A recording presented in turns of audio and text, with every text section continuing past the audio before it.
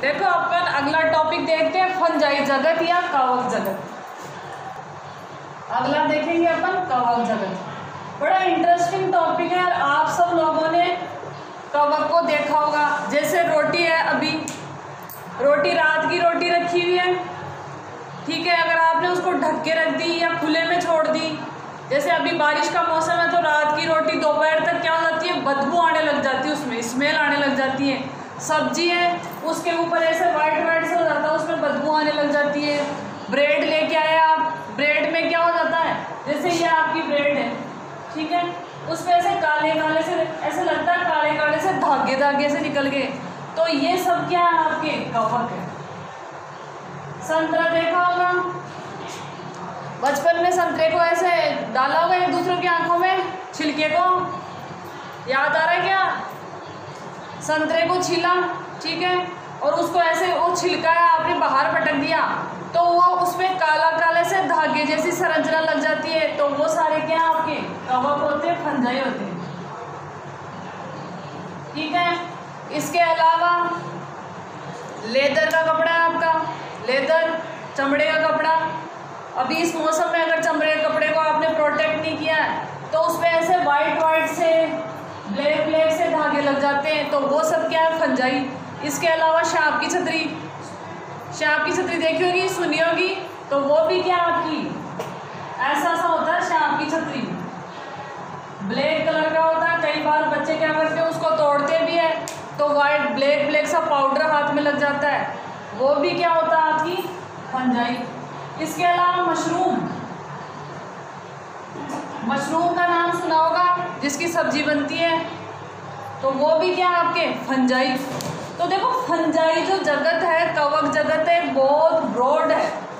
अपनी daily life में क्या करते हैं, इनके द्वारा बहुत सारे खाद्य पदार्थों को नष्ट कर दिया जाता है। ऐसा नहीं है कि हर फंजाई का नुकसान ही नुकसान होता है, ये यूजफुल भी होती है, फायदेमंद भी होते हैं। तो आज अपन देखेंगे फंजाई जगत, ठीक है। तो आज का अपना टॉपिक है कि फंजाई क्या होती है। देखो आपकी रोटी है, आपके क्वेश्चन आएगा रोटी व संतरे के छिलके। आपको मेरी बात पे विश्वास नहीं हो, आज रोटी का थोड़ा सा टुकड़ा ले लेना चाहिए, रोटी पूरी ले लेना और उसको साइड में रख देना। एक दो दिन बाद देखोगे तो उस पर ऐसे धागे धागे से बिल्कुल बारीक बारीक से ऐसे बाल से लग जाएंगे, बाल से भी पतली संरचना, और उसको जैसे आप टच करोगे वो नष्ट हो जाएंगे। तो वो क्या होता है, कवक। कवक का क्या होते हैं, आपके तंतु होते हैं। तो जो कवक होते हैं, जो फंजाई होते हैं, मोस्टली कैसे होंगे, तंतुनुमा संरचना होगी। कैसी संरचना होगी आपकी, तंतुनुमा, धागे जैसी पतली सी संरचना होगी। तो ये सारे आपके फंजाई। अब अपन इनका डिटेल से देखते, तो पहला ही दे रखा है रोटी अथवा संतरे। रोटी सबने देखी है, संतरे के छिलके,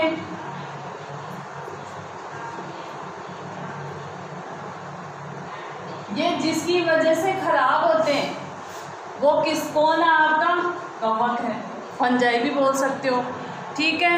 मशरूम, मशरूम सबने नाम सुना होगा, वाइट कलर का होता है, सब्जी बनती है।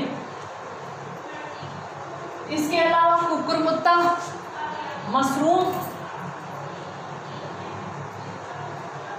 मशरूम देखना आप, ऐसा होता है, ऐसे उसकी डंडी सी होगी और ऐसे लगता है यहाँ से, वाइट कलर का होता है, हल्का सा पिंक कलर का भी हो सकता है, और ये खाने योग्य होता है। इसको खाते हैं, इसमें क्या बोलते हैं, प्रचुर मात्रा में, पर्याप्त मात्रा में प्रोटीन होती है। तो जो आपकी फंजाई है, इसके अलावा फंजाई से औषधियाँ भी बनती हैं, एंटीबायोटिक। तो ये सारे क्या आपके फंजाई। तो आज का अपना टॉपिक है कवक जगत या फंजाई। अब आपसे वो पूछेगा रोटी और कपड़े का सड़ना किसके, रोटी व संतरे के छिलके किस वजह से सड़ जाते हैं, तो आपका जवाब क्या होगा, कवक की वजह से। रोटी व संतरे के छिलके क्यों सड़ जाते हैं, कवक की वजह से। या फिर आपके कोई चमड़े का कपड़ा है, चमड़े का आपके जूता है या फिर कोई जैकेट है, तो उसको आप अगर खुले में छोड़ दो तो उस पर ऐसे वाइट वाइट सी परत आ जाती है हल्की, अगर उसको नहीं हटाओगे तो वहाँ से कट जाएगा, वो भी कौन है, आपका कवक।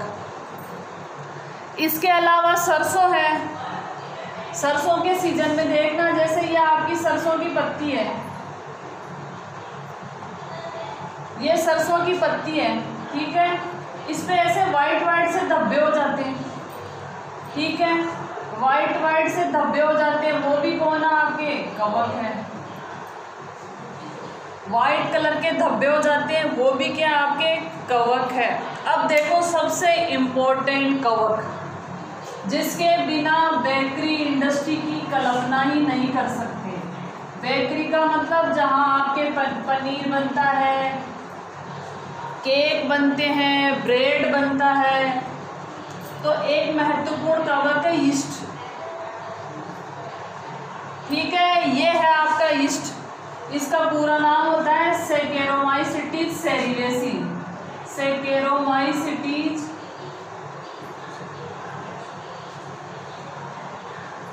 सेरिवेसी, ये इसका पूरा नाम है, ठीक है। ये कवक क्या करता है, जैसे आपको इडली बनानी है, इडली बनाने के लिए क्या करना होता है, उसमें खमण उत्पन्न करना होता है, मतलब जो इडली का घोल होता है, इसके पैकेट मिलते हैं बाजार में, पैकेट के रूप में मिलता है यीस्ट, थोड़ा सा डालो उसमें और उसमें खमण उत्पन्न हो जाएगा, मतलब एक क्रिया होती है किण्वन की क्रिया, किण्वन की क्रिया। जैसे आपके ब्रेड है, इसके अलावा पाव है, उनके अंदर बीच बीच में जाली जाली सी दिखती है आपको, वो यही उत्पन्न करता है। अगर ये नहीं होता तो ना तो आपकी ब्रेड बनती, और क्या होते हैं आपके पाव, जिसको बोलते हैं आप पाव, इडली, डोसा, इसके अलावा आपके बियर और पनीर, केक, पेस्ट्री, तो ये सारे किस में आते हैं, बेकरी इंडस्ट्री में। ये सारे, कैसे हंसी आ रही है खुशी, ये सारे किस में आते हैं आपके, बेकरी इंडस्ट्री में। तो यीस्ट के बिना आप बेकरी इंडस्ट्री की कल्पना ही नहीं कर सकते, और ये यीस्ट कौन है, आपका कवक है। ये इतना इम्पोर्टेंट है, जैसे अपने कोशिका विज्ञान में कोशिका महत्व रखती है, वैसे कवकों में ये महत्व रखता है, ठीक है। अब ये कैसे क्या क्रिया करता है, इसमें किस विधि से जनन होता है वो भी देखेंगे। यीस्ट है, इसमें एक विधि से जनन होता है, मुकुलन, बडिंग बोलते हैं इसको, छोटी क्लासों में देखा हुआ है ये चित्र, इसका जो मुकुलन है वो आपका छोटी क्लासों में देखा हुआ है। कैसे होता है, देखो आप, यीस्ट कैसा होता है, एक कोशिकीय होता है, इसकी संरचना ऐसी होती है, ठीक है, ये इसका कोशिका दल। अब इसमें क्या होगा, मुकुलन विधि होगी, मतलब एक यहाँ बड बन जाएगी, ये वृद्धि करेगी फिर बड बन जाएगी, ये वृद्धि करेगी फिर बड बन जाएगी, तो ये क्या कहलाते हैं, मुकुल, ये क्या कहलाते हैं आपके मुकुल। और ये जो विधि है ये मुकुलन विधि। जैसे ही आपने इतना सा टुकड़ा डाला यीस्ट का, ठीक है, टुकड़ा डालते 1 मिनट में ही क्या करेंगे, 1 मिनट तो बहुत ज़्यादा टाइम हो गया, ये सेकंडों में अपनी संख्या को डबल ट्रिपल कर लेते हैं, तो ये जनन करेंगे, मतलब खुद की संख्या 1 2 4 6 8 ऐसे करेंगे, और इनकी संख्या बढ़ती जाएगी, मतलब ये जनन कर रहे हैं। और जनन करने से, जैसे आप इडली बनाना चाह रहे हो, तुरंत इडली बनानी है आपको, तो आपने जो भी चावल का घोल लिया या फिर सूजी का लिया, उसमें खमीर उत्पन्न करने के लिए जैसे आप इनो डालते हो ना, इनो डालते ऐसे झाग झाग से बन जाते हैं और उसमें ऐसे छिद्र छिद्र दिखते हैं ना, वैसे ही इसका यूज किया जाता है। बियर उद्योग में, बियर बनाने में, अल्कोहल बनाने में, सब में किसका उपयोग किया जाता है, यीस्ट का। और यहाँ इंपॉर्टेंट है ये यीस्ट, इसलिए इसका जनन भी देख लेना किस विधि से करता है, मुकुलन विधि से, ये इंपॉर्टेंट है। अब देखो फंजाई क्या करती है, कवक क्या करते हैं, नुकसान भी पहुंचाते हैं और फायदा भी पहुंचाते हैं। तो अपन ने अभी तो यीस्ट का देखा, ये फायदेमंद है। इसके अलावा जंतुओं में रोग उत्पन्न करते हैं, जंतुओं और पादपों में क्या करते हैं? रोग उत्पन्न करते हैं। जंतुओं व पादपों में रोग उत्पन्न करते हैं।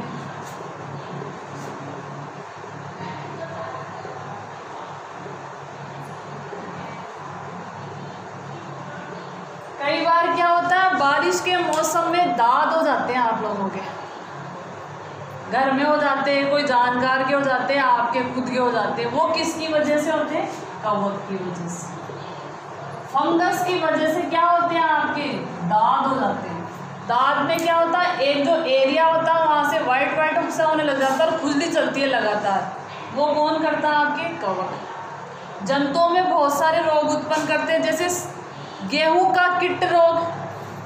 गेहूं का मौसम होता है तब देखना, सारे गेहूं की फसल होती है, उसमें कुछ पौधे ऐसे मिलेंगे, जैसे ये गेहूं की पत्ती है, ठीक है, ये गेहूं की पत्ती है, तो यहाँ से कई बार ब्लैक हो जाती है। बाजरा देख लेना, बाजरा देख लेना, अभी बाजरे का सीजन है, तो बाजरे का जो जहाँ से बाजरे का सिट्टा लगता है या जो पत्ती होती है वहाँ पे ऐसे कई बार कुछ के क्या होता है, ऐसे ब्लैक ब्लैक सा पाउडर निकलता है। अभी बाजरा खेतों में खूब उग रहा है, कुछ पौधों में मिलेगा, सब में नहीं मिलेगा, सब में मिलेगा तो फसल ही खराब हो सकती है। तो जो गेहूं है उसमें क्या करता है? कीट रोग उत्पन्न करता है, मतलब काला काला कर देगा, उसकी पत्तियों को कर सकता है, उसकी जो जहाँ गेहूं लगते हैं गेहूं की बाली को कर सकता है। बाजरा देखे तो बाजरा जैसे यह आपके बाजरे का सिट्टा लग रहा है, ठीक है, यहाँ इसकी कोई पत्ती है, ये यहाँ से या तो वाइट ब्लैक ब्लैक कर देगा या यहाँ से, तो जैसे आप उसको छुओगे वहाँ से ब्लैक ब्लैक सा पाउडर निकलता है। वो किसकी वजह से हो रहा है? आपके कवक की वजह से। तो कवक बीमारियां भी उत्पन्न करते हैं, पादपों में भी करते हैं और जंतुओं में भी बीमारियां उत्पन्न करते हैं। ये चीज़ आपको ध्यान रखना है ना। बड़ा इंटरेस्टिंग, आज से देख के आए थे कि दाद हो गया, किसकी वजह से हो रहा है? क्यों हो रहा है दाद? आपके कवक की वजह से हो रहा है। बाजरा आपके अगर काला हो रहा है, किसकी वजह से हो रहा है? कवक की वजह से। गेहूं की पत्तियां खराब हो रही है, कवक की वजह से, ठीक है। तो गेहूं में जो कीट रोग उत्पन्न करता है उस कवक का नाम होता है पक्षिनिया। ये ध्यान रखना आपको। गेहूं का जो कीट रोग है, गेहूं का कीट रोग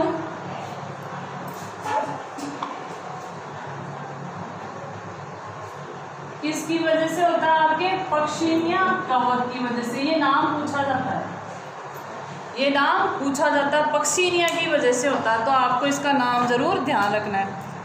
अब देखो बहुत इंपॉर्टेंट चीज, सबसे पहले खोजी गई प्रतिजैविक, सबसे पहले जो एंटीबायोटिक खोजी गई थी वो किससे खोजी गई थी? कवक से। सबसे पहले खोजी गई एंटीबायोटिक, हिंदी में बोलते हैं प्रतिजैविक औषधि, वो किससे खोजी गई थी? Penicillium notatum. उस औषधि का नाम था पेनिसिलियम, पेनिसिलियम। औषधि का नाम तो क्या है? पेनिसिलियम। और कौन से कवक से खोजी गई थी? पेनिसिलियम नोटेटम, पेनिसिलियम नोटेटम, ये कवक का नाम है। दुनिया में सबसे पहले खोजी गई प्रतिजैविक थी पेनिसिलियम। किस कवक से खोजा गया है? पेनिसिलियम नोटेटम से। और ये कवक किस विधि से जनन करता है? कोनिडिया विधि से। कोनिडियम, कोनिडिया जनन की विधि है। इस कवक में पेनिसिलियम नोटेटम में जनन की जो विधि है वो कौन सी है? कोनिडियम। ये आपको 12th क्लास में पढ़ने को मिलेगा, ठीक है। अब देखो इसको किसने खोजा था? अलेक्जेंडर फ्लेमिंग ने। अलेक्जेंडर फ्लेमिंग ने, ये वैज्ञानिक का नाम है। तो ये बहुत अच्छा क्वेश्चन है, जीके में भी आता है, आपके नीट में भी आएगा और यहाँ भी आ सकता है। सबसे पहले खोजी गई प्रतिजैविक औषधि पेनिसिलियम, किसने खोजी? अलेक्जेंडर फ्लेमिंग ने। किस कवक से खोजी? पेनिसिलियम नोटेटम से। ये कवक कौन सी विधि से जनन करता है? कोनिडिया विधि से। ठीक है, तो ये बहुत इंपॉर्टेंट क्वेश्चन है, जीके में खूब आता है, जनरल साइंस वाले क्वेश्चन में। ठीक है, तो ये देखा अपन ने कवक। अब देखते हैं कवक कहाँ कहाँ रह सकते हैं। तो देखो कवक हवा में मिल जाएंगे। ठीक है, हो गया, बैठ गया, वापस कनेक्ट बना।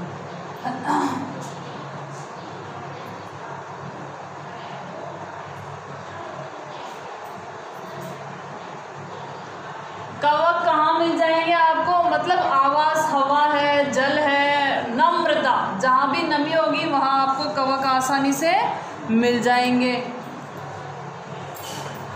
अब देखो एक छोटा सा क्वेश्चन बनता है कि कवक जाल किसे कहते हैं, कैसे क्या होते हैं इनकी संरचना।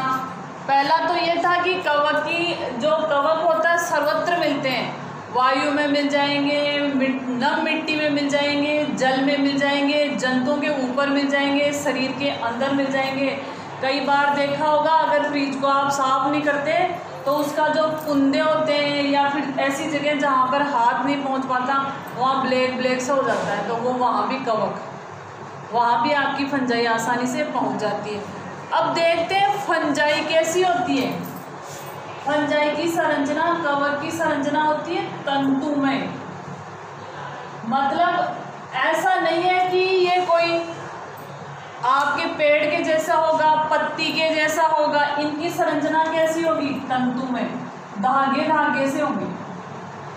ठीक है, अब क्वेश्चन क्या बनता है, अगर ये बहुत सारे धागे एक जगह इकट्ठे हो जाए, ये बहुत सारे धागे एक जगह इकट्ठे हो जाए तो इसे क्या कहेंगे? कवक जाल। इसकी इंग्लिश भी ध्यान रखनी है, इसको बोलते हैं माइसीलियम। इंग्लिश ही पूछता है वो, क्योंकि कवक जाल बना लेंगे, कवक जाल। वो पूछेगा माइसीलियम क्या है, तो कवक, जब बहुत सारे कवक तंतु इकट्ठे होकर जाल जैसी संरचना बना लेते हैं तो उसको बोलते हैं माइसीलियम। अब एक क्वेश्चन और बनता है, अगर एक तंतु है कवक का, उसे क्या कहेंगे? हाइफी। जो कवक का एक तंतु होता है उसको क्या बोलेंगे? हाइफी। जैसे ये एक कवक है, वो जाल सा बना लिया, अगर एक इसका एक ले लिया अपन ने, फै है बेटा ये, इसको क्या बोलेंगे? हाइफी। ध्यान रखना ये चीज।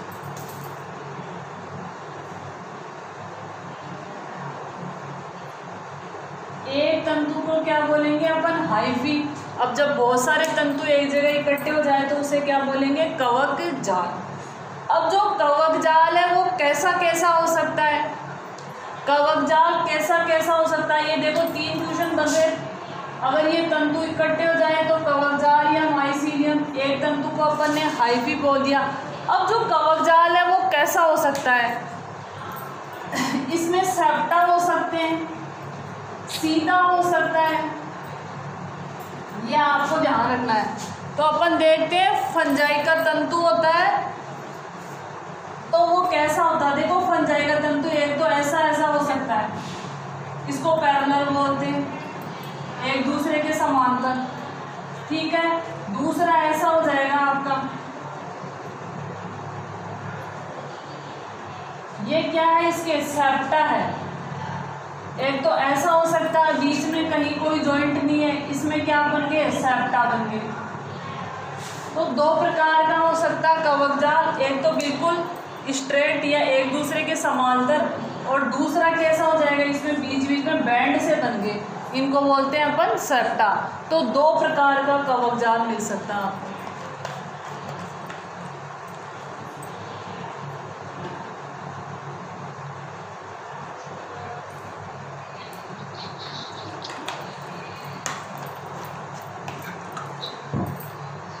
अब एक अगला टर्म है संकोशिकीय कवक तंतु।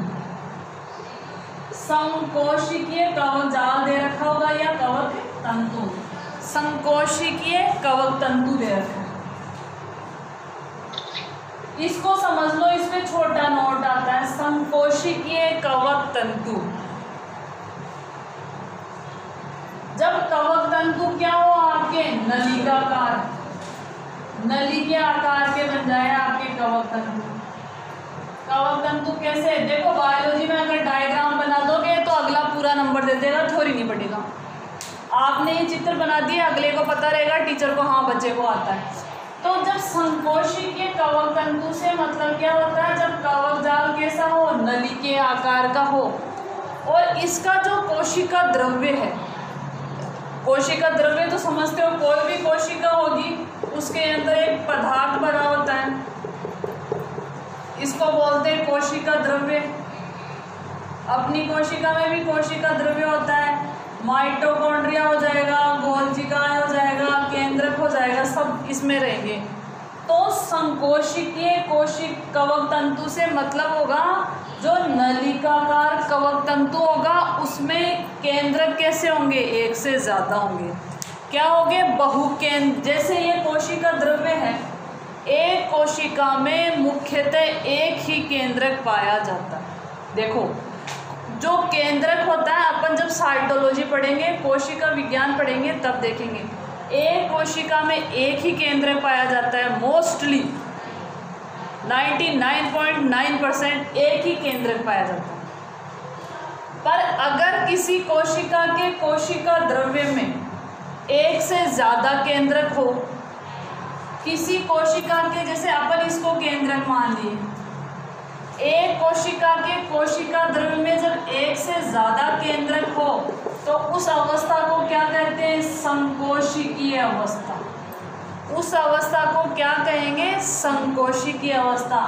जब किसी कोशिका में एक से ज़्यादा केंद्रक हो तो उसे संकोशिकीय अवस्था।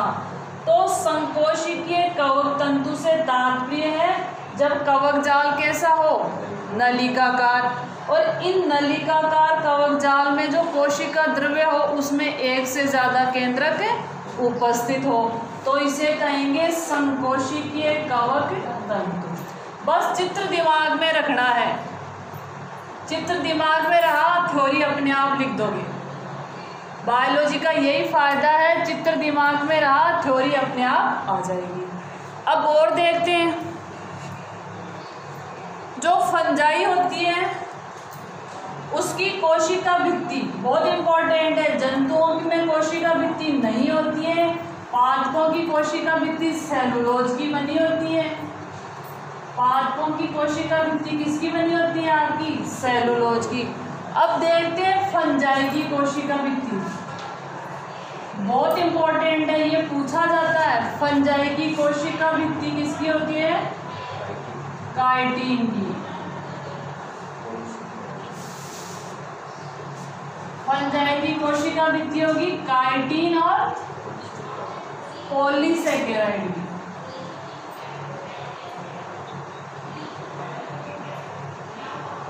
ये एक पॉपुलर क्वेश्चन है और आता ही आता है, 1 नंबर वाला 2 नंबर वाला क्वेश्चन है, पॉपुलर क्वेश्चन है। या फिर फंजाई की कोशिका भित्ति बीच में खालिस्तान बनी होती है, आपके ऐसे क्वेश्चन भी आते हैं एनसीईआरटी में, ऑब्जेक्टिव भी आते हैं, 1 नंबर वाले भी आते हैं। इसके अलावा ऐसे फिल इन द ब्लैंक्स, वो खालिस्तान वाले क्वेश्चन भी आते हैं, ठीक है। तो ये एक अच्छा क्वेश्चन है, फंजाई की कोशिका भित्ति काइटिन की बनी होती है, ठीक है। अब देखो अधिकांश फंजाई कैसे होते हैं, मृतजीवी व परजीवी। कल भी अपनी बात हुई थी, अधिकांश फंजाई कैसे होते हैं, मृतजीवी व परजीवी।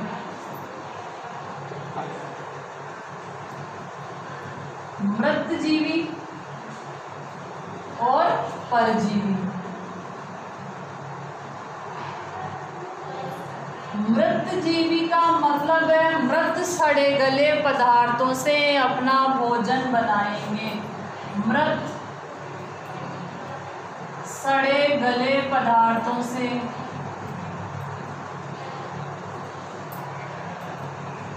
भोजन बनाएंगे। जैसे अभी बारिश का मौसम है तो आपके लकड़ी, पुरानी लकड़ी पड़ी है, वो ख़राब हो रही है, उस पर आपको फंजाई उगती हुई मिल जाएगी। जो राम जी को सांप की छतरी जिसको बोलते हो आप, म्यूकर होता है वो रियल में, अगेरिकस भी होता है, तो वो कहाँ मिलेगा? सड़ी गली हुई उस पर मिल जाएगा आपको। या फिर आपके क्या हो रहा है, लगातार कोई ऐसी जगह है जहाँ पे पानी गिर रहा है और वहाँ कोई पेड़ पौधे के डंठल वगैरह पड़े, वो सड़ रहे हैं, गल रहे हैं, जैसे सरसों उपाड़ के लाए थे तो उसके डंठल पड़े और वहाँ पे पानी गिर रहा है लगातार, तो वहाँ भी फंजाई।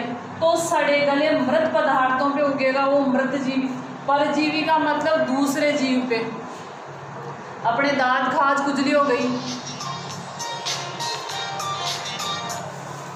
अपने दांत खाज खुजली हो गई तो वो अपना शरीर है। ये कोमल वर्मा आ रही है, 5-7 मिनट बचे थे तो अच्छा आप कोमल वर्मा तो जगह बड़े कर रहे अच्छा। तो जो आपके परजीवी का मतलब जैसे दांत खाज खुजली हो गई तो वो किस में आ जाएंगे? आपके किसी जीव के शरीर के ऊपर उग रहे हैं तो वो क्या हो जाएगा? आपका परजीवी। ठीक है। इसके अलावा कई बार मनुष्य के फेफड़ों तक फंजाई पहुंच जाती है, फेफड़ों तक फंजाई पहुंच जाती है सांस के थ्रू, और वहाँ आराम से वृद्धि करती है, सांस लेने में व्यक्ति को दिक्कत होती है। अगर उसका इलाज नहीं कराओगे तो फेफड़ों के जो अंदर वाला पोर्शन है उसमें मिट्टी का जैसा, राख जैसा पदार्थ उत्पन्न करती है और व्यक्ति की मृत्यु भी हो जाती है। तो ये है परजीवी का उदाहरण। ठीक है। अब देखते हैं फंजाई क्या लाभदायक भी थी, हानिकारक भी थी, क्या साथ साथ रह सकती है? एक शब्द का उपयोग करूंगी मैं, सहजीवन। सहजीवन, सहजीवन का मतलब होता है दो व्यक्ति साथ साथ रहते हैं, दो व्यक्ति साथ साथ रहते हैं और एक दूसरे को हानि नहीं पहुंचाते। सहजीवन का मतलब है दो व्यक्ति साथ साथ रहेंगे, या व्यक्ति को नहीं रखना, अपन को फंजाई के साथ किसको रखना वो देखते हैं, साथ साथ रहेंगे और किसी को हानि नहीं पहुंचाते, ये कहलाता है सहजीवन। अब सहजीवन भी कई प्रकार के होते हैं, कोई किसी को लाभ पहुंचा रहा है और कोई कुछ भी नहीं कर रहा, साथ में रह रहे हैं। तो एक क्वेश्चन बनता है फंजाई और कवक का संबंध क्या कहलाता है? फंजाई और कवक का कवक और शैवाल का संबंध क्या कहलाता है? कवक और शैवाल, कवक और शैवाल का संबंध क्या कहलाता है? आपका लाइकेन। अरे मत बोलो। कवक और शैवाल का संबंध क्या कहलाता है? लाइकेन। ठीक है। और लाइकेन इस बात का संकेत देता है जहां वायु प्रदूषण नहीं होगा वहीं पे लाइकेन उगते हैं। लाइकेन आपको कहाँ मिलेगा? जहां वायु प्रदूषण नहीं होगा। देखो, कवक और शैवाल दोनों साथ साथ रहेंगे, इस संबंध को कहेंगे लाइकेन। ठीक है। कई पेड़ों पे ऐसी संरचना देखने को मिलती है, पेड़ों के ऊपर, यहाँ नहीं मिलेगी। जयपुर में खूब सारा प्रदूषण है, वायु प्रदूषण भी खूब है, तो कवक और शैवाल का संबंध कहलाता है लाइकेन, और लाइकेन वही उगेगा जहाँ वायु प्रदूषण नहीं हो। तो इसको वायु प्रदूषण का सूचक भी माना जाता है, वायु प्रदूषण का सूचक या इंडिकेटर, सूचक। अगर लाइकेन उग गया तो मतलब वायु प्रदूषण नहीं है, और नहीं मिल रहा मतलब वायु प्रदूषण है। तो ये बहुत अच्छा क्वेश्चन बन रहा है। कवक और शैवाल का संबंध, सहजीवी संबंध क्या कहलाता है? आपका लाइकेन।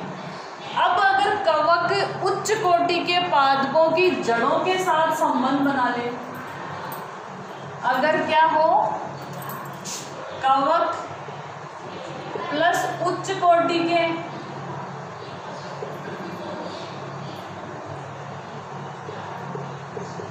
पादपों की जड़ों का संबंध, जड़ों का संबंध क्या कहलाएगा? माइकोराइजा।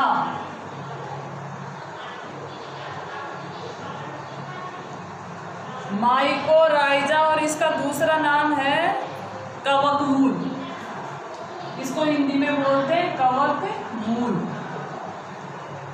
तो कवक क्या करेगा, उच्च कोटि के पादपों की जड़ों से संबंध बना लेगा, उनके साथ रहेगा, उनको फायदा पहुंचाएगा। तो ये संबंध क्या कहलाता, माइकोराइजा या कवकमूल। माइकोप्लाज्मा मत लिख देना, अपन पढ़ चुके हैं माइकोप्लाज्मा। इन दोनों में अंतर ध्यान रखना है। तो देखो लाइकेन एक उपयोगी है, और जो उपयोगी लाइकेन होते हैं वो जंतुओं और पादपों को खिलाए भी जाते हैं, ध्यान रखना। तो ये था आपका कवक जगत। अब बाकी अपन इसका वर्गीकरण पढ़ेंगे।